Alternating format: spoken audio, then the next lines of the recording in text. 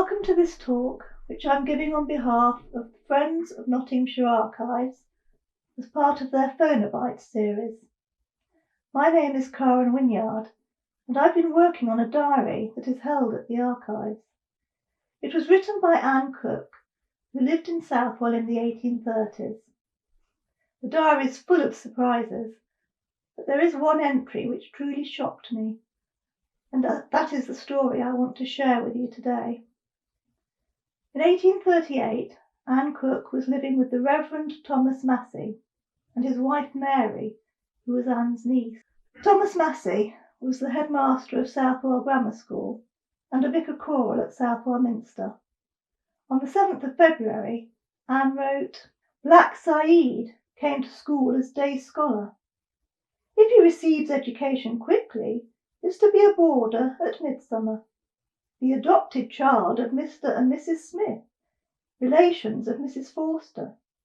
They bought him, intending to make him a servant, but he won so much upon their affections, they determined to educate him for one of the professions, if he was capable.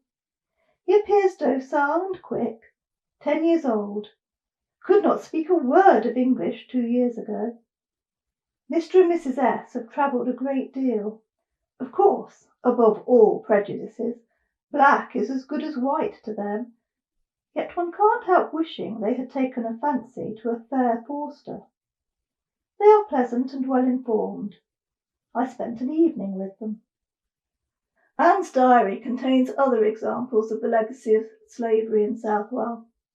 The Act abolishing slavery in the British Empire came into force in August 1834, only 4 years earlier, so Anne would have been well aware of the moral debate. What makes this entry so shocking is the casual reference to the Smiths buying a child to keep as a servant. The reality of slavery is suddenly present in Anne's home and accepted because the Smiths have now in some form adopted Saeed, having grown fond of him. They are portrayed as his rescuers, but their original intention was to keep the young black boy as a servant. The mid to late 18th century fashion for paintings of wealthy families, with a marginal figure of a young black servant as status symbol, instantly comes to mind. Saeed might have been technically a free man. He might have been treated kindly, but his status in the Smiths' household would not have been very far removed from that of a slave. Saeed did not fare well at Southwell. Anne's diary entry for Christmas Day 1838 records, "The boys left last Tuesday. Mr. M. went with Saeed to Newark. The coach not arriving till 1 o'clock, he was obliged to stay the night. Mr. M. does not intend to have him again. There is such a strong prejudice against him at Southwell, caused originally by Mrs. Forster, who had no doubt reason in her remarks, but was too hard upon him, considering how short a time he had been civilized. It is certainly for the interest of the school to dismiss him." The image of this young boy, travelling on a stagecoach in December, presumably alone, and especially vulnerable because of the colour of his skin, still haunts me. I did not expect to discover anything more about Saeed's story. The names Black Saeed and Mr. Smith were not much to go on, but I was able to find references to Mr. Smith in the newspaper notices when I was researching his relative, Mrs. Forster. Edwin Smith was a solicitor, magistrate and banker from Leeds, married to Emma Ridsdale.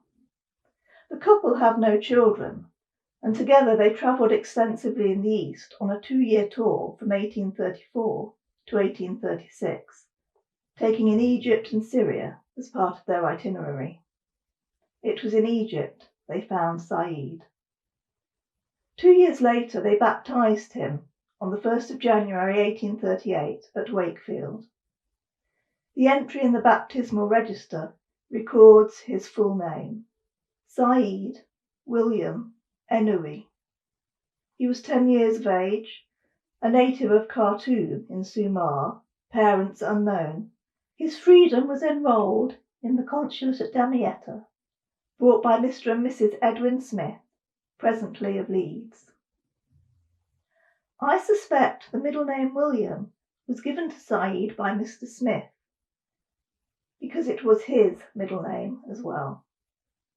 The 1841 census shows Saeed living with Mr. and Mrs. Smith, and 2 years later, the Yorkshire Gazette prints this story.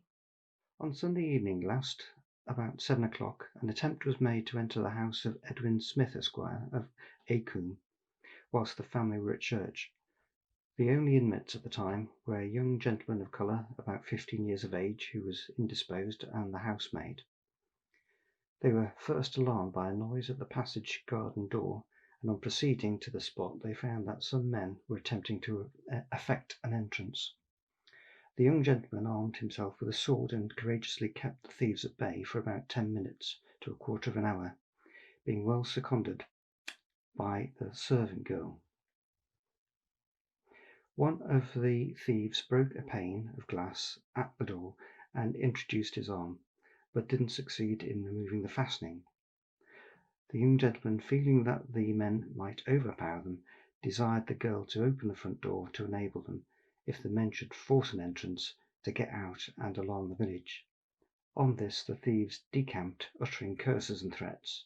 2 men have been seen in the village that morning answering the description of the parties. Police have been active, but the offenders have not yet been discovered.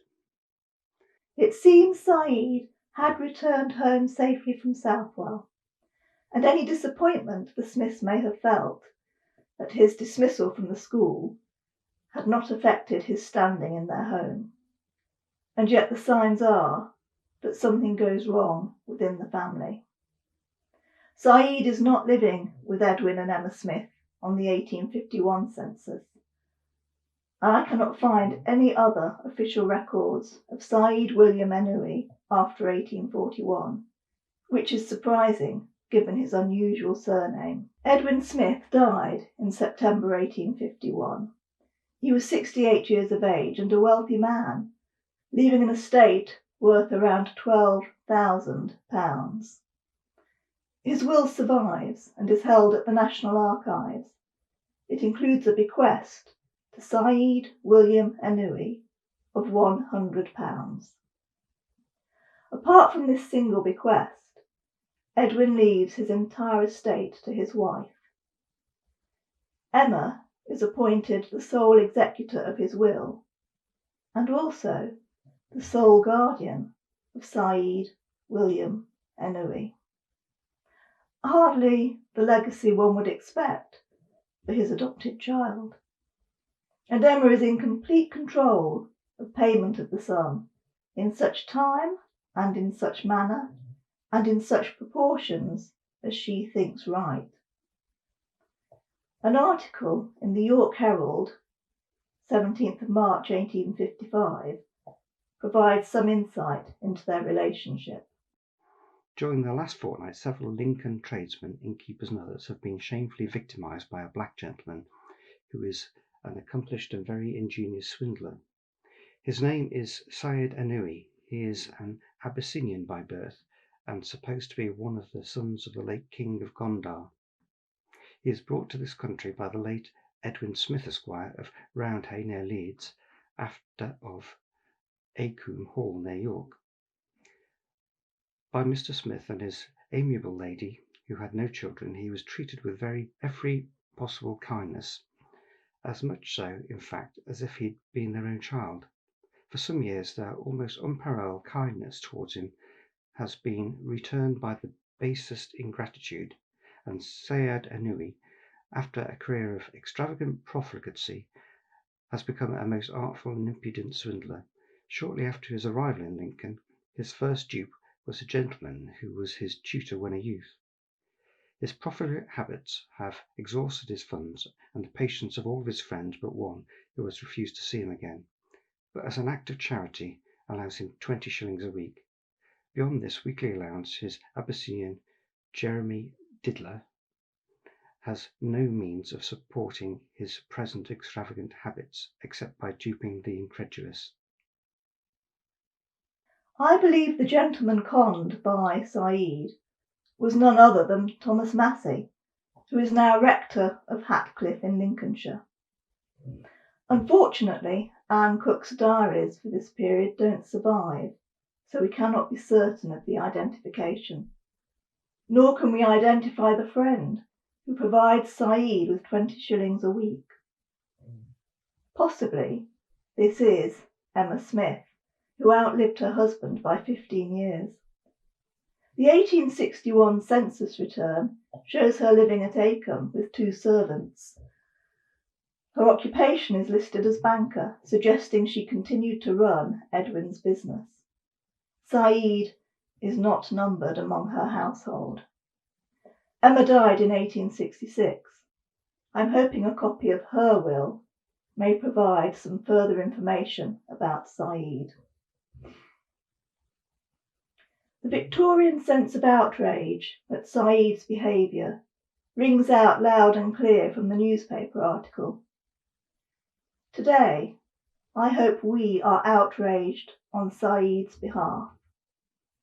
An 8-year-old boy, taken from his home by strangers to a foreign country, a boy who does not know who he is, learning a new language and trying to understand his place in his master's world. Is he a servant, a protégé, or a son of the family?